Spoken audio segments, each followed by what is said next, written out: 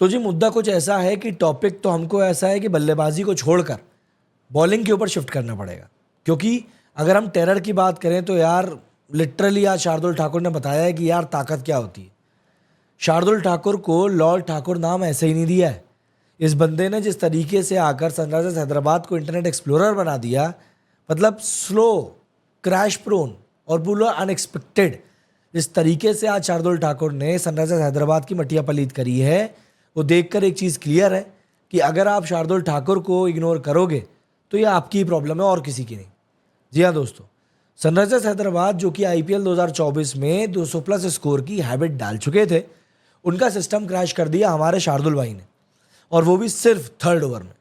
मतलब शार्दुल ने बोला कि सनराइजर्स हैदराबाद तुम सिर्फ नाम के हो, काम में तो मैं ही सुपर जाइंट हूँ। एक्चुअली में फर्स्ट ओवर की अगर हम बात करें तो सीन कुछ ऐसा था कि ऋषभ पंत ने टॉस जीता और बोला कि भाई हैदराबाद बैटिंग करेगी, हमको चेज करना है और हम स्कोर को देखकर ही रन बनाएंगे। और पिच पे आज के बाद आ गए शार्दुल भाई, मतलब वो शार्दुल जिसको कि एक बार फ्रेंचाइजीज ने खरीदा भी नहीं था, वो शार्दुल आज की तारीख में इनका प्राइम बॉलर बन गया है। एज अ रिप्लेसमेंट इसने इस टीम को ज्वाइन किया था। बंदे ने पहला ओवर डाला, सिर्फ 5 रन।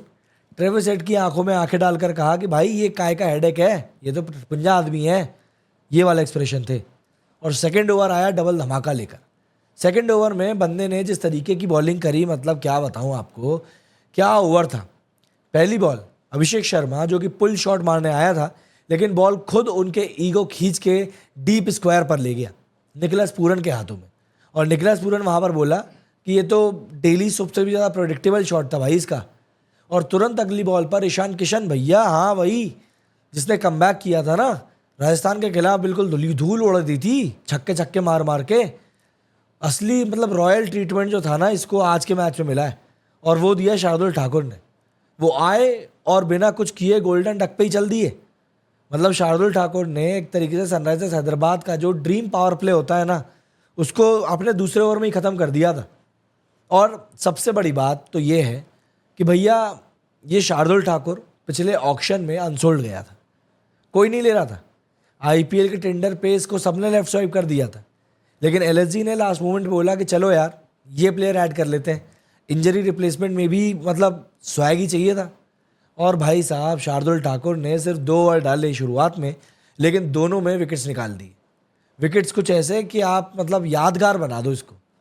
तो जिन्होंने आईपीएल फैंटेसी में शार्दुल ठाकुर को पिक नहीं किया था, आपका गेम तो भैया ऑलरेडी फिनिश हो गया। एसआरएच फैंस भी लाइक ये क्या था भाई, मतलब सनराइजर्स हैदराबाद के जो फैंस थे उनका रिएक्शन देखने लायक था।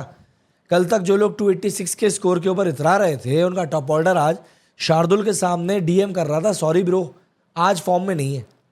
और जो लोग कह रहे थे कि भैया एसआरएच इस साल 300 का बैरियर तोड़ देगा और शार्दुल को भूत बना देगा, उनको शार्दुल ने रियलिटी चेक दे दिया। मतलब ये बंदा T20 का सीताराम है, आता है काम करता है और बिल्कुल चुपचाप चला जाता है। अच्छा, यहाँ पर पंत की कैप्टेंसी को भी थोड़ा सा क्रेडिट दे देते हैं, क्योंकि देखिए बंदे ने स्मार्ट कैप्टेंसी दिखाई। पहले तो बोला कि एसआरएच को बैटिंग दो, फिर बोला कि भगवान को बोला कि भैया आप शार्दुल भाई को मैजिक चालू करने का आशीर्वाद दे दो, और मैच के बाद माइक पकड़ के बोला कि कंटेंट तो बना दिया है ना भाई मैंने। देखिए दोस्तों, मोरल ऑफ द स्टोरी बस ये है कि आईपीएल में कुछ भी हो सकता है, और शार्दुल ठाकुर जैसा बंदा अगर लास्ट मोमेंट पे टीम में आए तो भाई लिटरली कंटेंट तो मिलेगा और केओस भी। अब आपकी बारी है, आप कमेंट सेक्शन में जाइए और बताइए कि क्या लॉर्ड शार्दुल इस आईपीएल के सबसे अंडररेटेड गेम चेंजर बनने वाले हैं, और क्या एसआरएच वैसे ही बैटिंग कर पाएगी जैसे इन्होंने लास्ट मैच में करी थी या फर्स्ट मैच में करी थी। क्योंकि देखिए हर मैच में उसी इंटेंसिटी के साथ में बैटिंग करना तो पॉसिबल होता नहीं है, तो देखना पड़ेगा कि भाई ये लोग कैसे क्या बैटिंग करते हैं। कुछ एक कमेंट्स और ले लेते हैं अभी ज़रा, उसके बाद फिर अगले उसके ऊपर आगे बढ़ेंगे। ये देखो BMW सिंघा ने लिखा है कि 300 पार का स्वाद आ गया। देखो, it's okay if SRH lose them, it's great to rectify their mistakes, we know that SRH can regain their net run rate and position. बिल्कुल भाई, इनके पास बैट्समैन ऐसे हैं कि ये लोग ना बिल्कुल तोड़ फोड़ सकते हैं, और कहीं ना कहीं अगर आज ट्रेविस हेड चल जाता तो सीधी सी बात है कहानी कुछ और होती। अवेयरनेस पब्लिक ने लिखा है कि अरे मैंने ट्रेविस, किशन, अभिषेक जल्दी आउट हो सकता है, ये मुझे तभी पता चल गया था जब एलएसजी ने बॉलिंग चूज किया था। No doubt Patty is the best captain in the world, वो तो खैर दिख गया आज। As a captain Rishabh Pant not playing well. अरे पूरे टाइम भट्टे जैसा मुंह बना के बैठा रहता है यार, पूरे टाइम उसके मुंह को देख के ऐसा लगता है अभी कोई 2 चाटे मार के गया है इसको। मतलब कैप्टन के तौर पर तो ये किसी को मोटिवेट कर नहीं पाता। हाँ, कोई और कप्तानी कर रहा हो तो बकैती करवा लो आप इससे। मतलब इसका मुंह देख के ऐसा नहीं लगता कि यार ये वहां पर कहीं पर खड़े होकर कप्तानी कर रहा है। लिटरली पूरे टाइम मुंह बना रहता है यार, पूरे टाइम। थोड़ा हंस लिया करो यार भाई, थोड़ा मुस्कुरा लिया करो, इतना गंदा चेहरा बनाने की भी जरूरत नहीं है। इतना गंदा कौन मुंह बना के रखता है भाई। जीत गई ना एलएसजी, एसआरएच वालों की गर्मी निकाल दी। एक्चुअली में आज गर्मी निकाल दी है भाई एक्चुअली में। लेकिन शार्दुल ठाकुर के लिए आप क्या कहते हो भाई, कमेंट में पहले बताओ मेरे को, है ना। मुद्दा कुछ ऐसा है कि शार्दुल ठाकुर की जो परफॉर्मेंस आई है ना, उसके बाद सोशल मीडिया पर जो रिएक्शंस निकल कर आ रहे हैं, एक्चुअली में वो रिएक्शन ये बताने के लिए काफ़ी है कि भाई इस बंदे की क्या वर्थ है। और अगर आप इस बंदे की वर्थ नहीं कर रहे हो तो कहीं ना आप खुद को ही धोखा दोगे। ये कुछ ट्वीट्स मैं आपके साथ शेयर करना चाहता हूँ, आप खुद देखिए। यहाँ पर जो ने लिखा है कि यार I was actually really shock to know that Shardul went unsold, not only is bowling but he can bat well too, thankfully getting is due. मतलब बंदा शॉक्ड था कि यार उसको क्यों टीम में सिलेक्ट नहीं किया गया। तानेली क्लार्क ने लिखा है कि still think it's wild Shardul went unsold in the auction, yes he can be expensive but I can think of quite a few teams that would have benefited from his experience in their bowling attacks or even just as injury cover। Shardul Thakur यार इतना बेकार player नहीं है कि आप उसको बिल्कुल ही right of कर दो। ये एक ऐसा प्लेयर है कि आपको ना समय आने पर ना मतलब बॉलिंग भी निकाल कर देगा और रन्स भी बना कर देगा। क्रिक ब्लॉग ने लिखा है कि Shardul Thakur versus Abhishek Sharma in the IPL 16 ball 17 run 3 wicket. लो, ये तो एक अलग ही फैक्ट आ गया सामने। Shardul Thakur was left unsold in IPL after Hardik Pandya. He is the best all-rounder player in India. Shame on IPL। यहाँ पर हाइजनबर्ग ने लिखा है कि even if they change the rules to bowl only 1 ball per over, Shardul Thakur will still find a way to pick 2 wickets। Thakur साहब को आदत है ओवर में 2 विकेट लेने की।